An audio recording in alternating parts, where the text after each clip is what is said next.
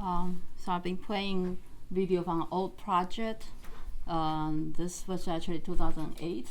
The Orchid Ensemble's collaboration with Indonesian artists on the subject of the ghost. So all this, and with multiple screens. The screens are made of Chinese score painting, the rice paper, and so there are two rows, one front projection and back projection, and then mixed with dance and multimedia, and also there's choir, and everyone's wearing white face makeup, which is believed to be how the ghost would look like if you're Asian.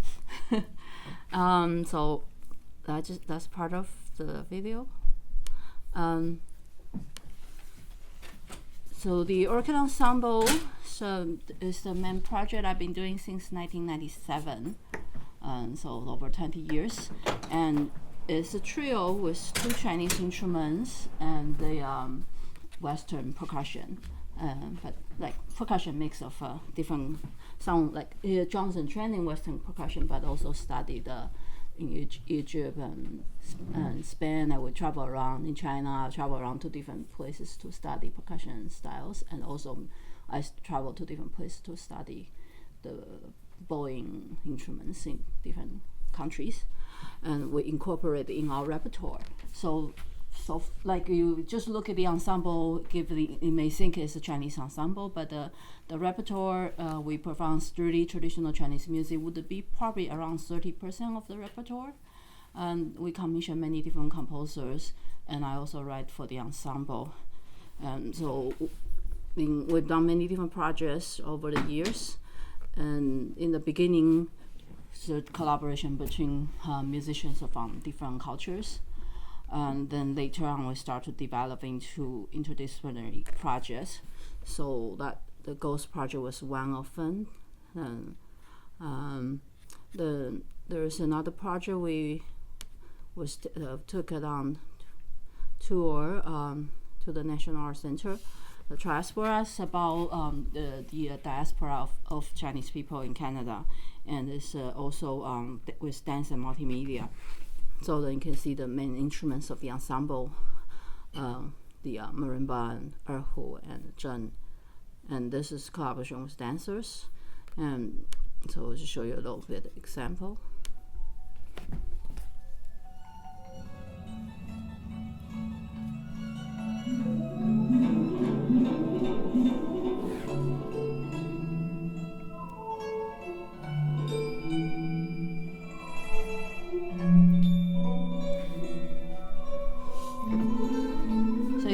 Photographs and videos from the archives, the old Chinatown in Vancouver and also Nanaimo in BC.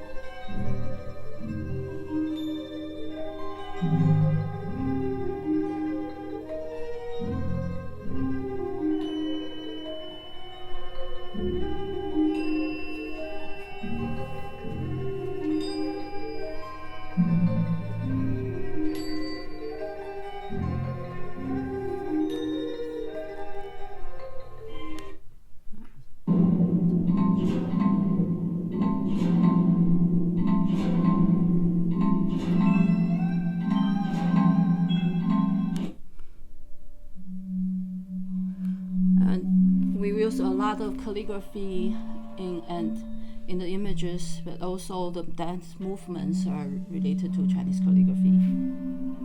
But the music's not always written by Chinese composers, so it does have many different styles.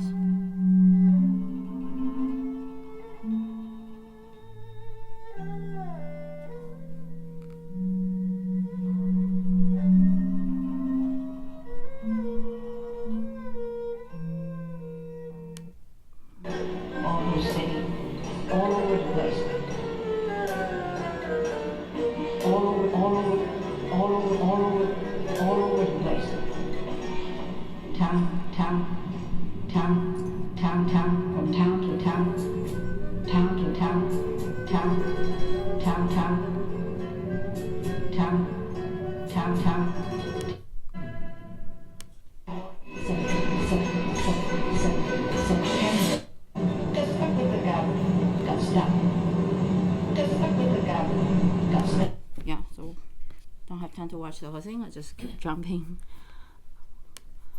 I've worked with media artists Alexandra Dulich and Kenneth Newby for many years, since 2005, and we create many projects together. This one is about Chinese landscape painting, how they transformed onto the screen, and as the audience feel, to invite the audience like stepping into the paintings.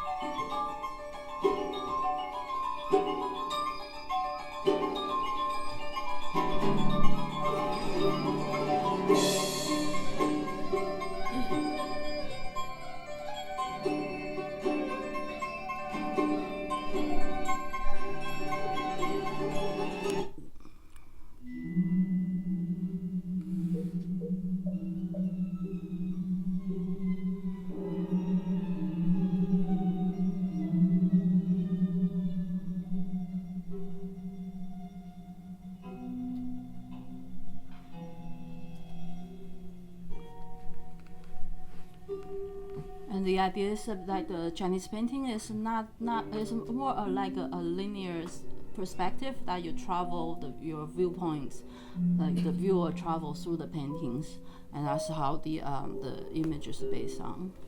And the music is always, we always commission different composers.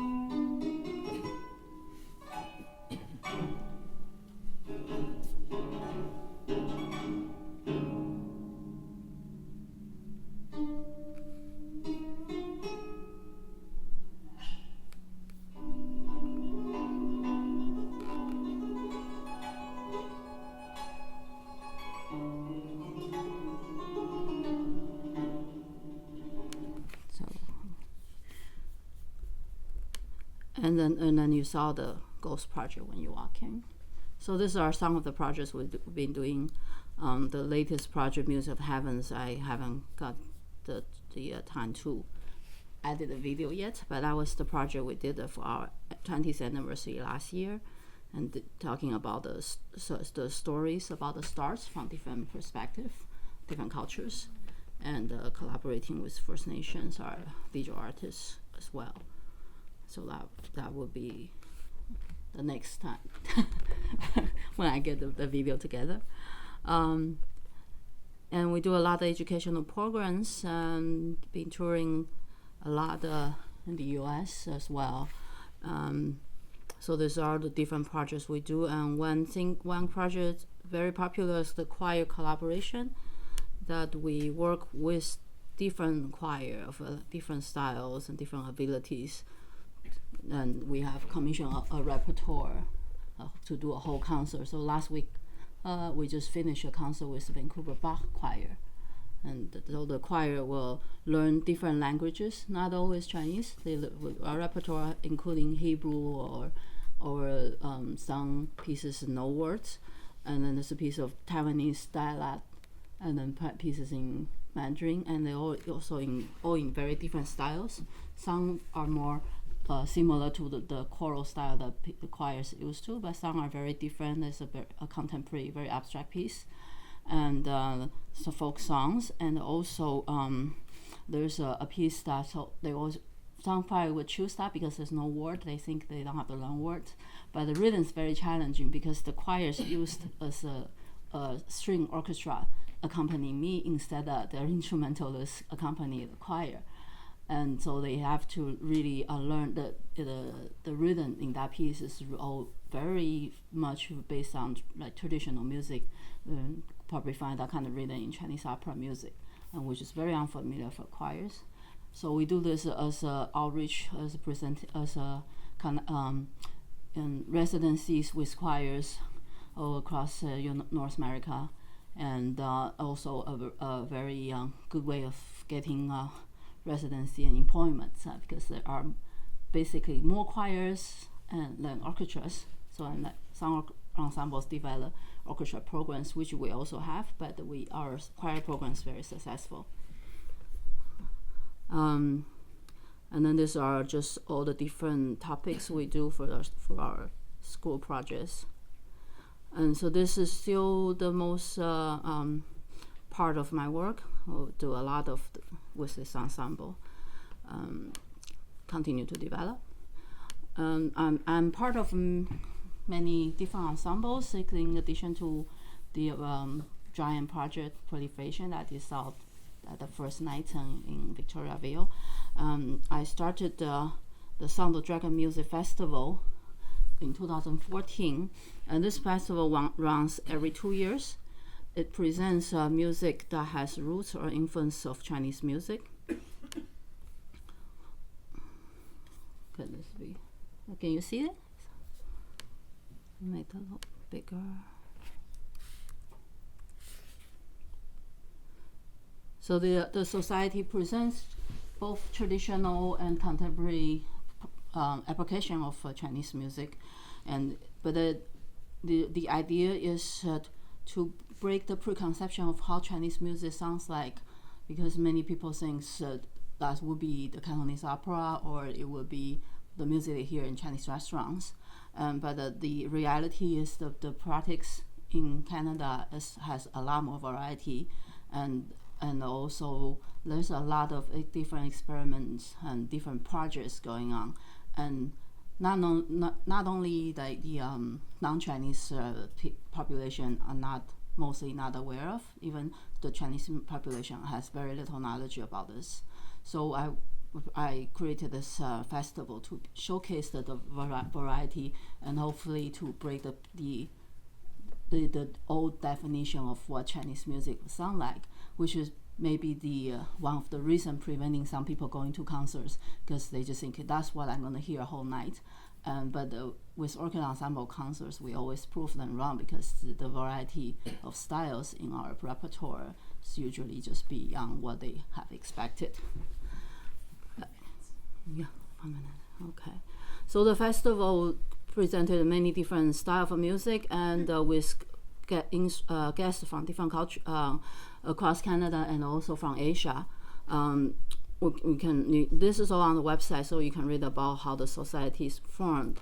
And our objectives, first, to reflect the diversity, and the way we do that is the diversity in musical style. So it's not only traditional or contemporary. We actually would like to include all different styles as long as it's creative ideas.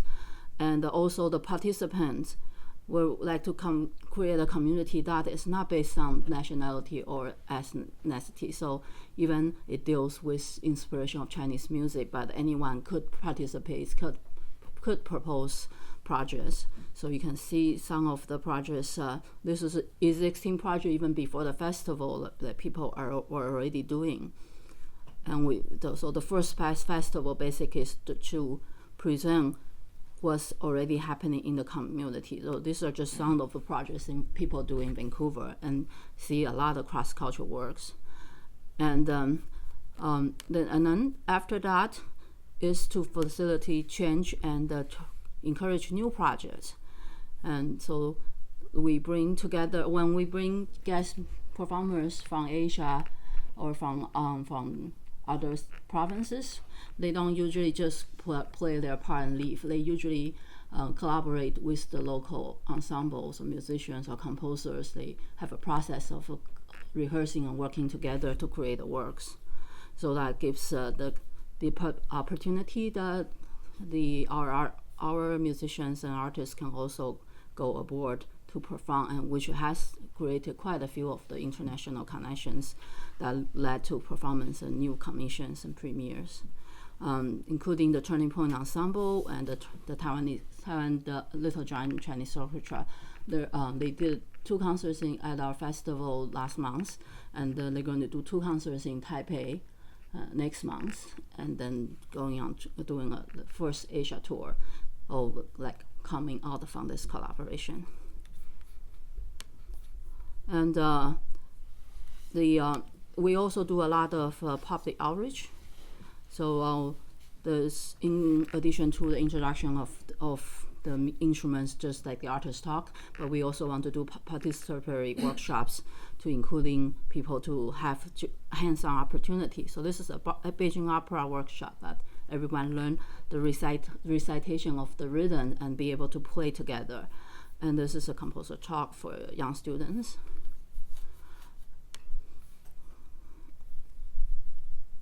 And to support and invite people who has not collaborated with anyone playing Chinese instruments, we also do workshops. And with composers, we do call for scores. We have a menu for Chinese instruments, so that to introduce how they work, functionally how it works for composers, like a resource menu about how to write for them. And then do reading sessions and give them feedback. Also, we're working between musicians of different genres. So this was a recent workshop. We invited Celtic musicians in the community to do a big party with the Chinese instrumentalists. So this was quite successful and had like 200 people participating, attending. A lot of people playing, and then the photo doesn't show everybody, but they were circling all around, and people were asking for this to be presented more regularly. So out of my surprise, it was a really successful project. And finally, we have the Sound of Dragon Ensemble. So in addition to passively presenting what's already out there, we wanted to be able to create works and to put our ideas forward. So we created an ensemble of half Chinese instruments, half Western instruments, and commissioned new works. I would like to show you all some video clips of the festival, but I don't think we have much time. So maybe I'll just do John Oliver's piece.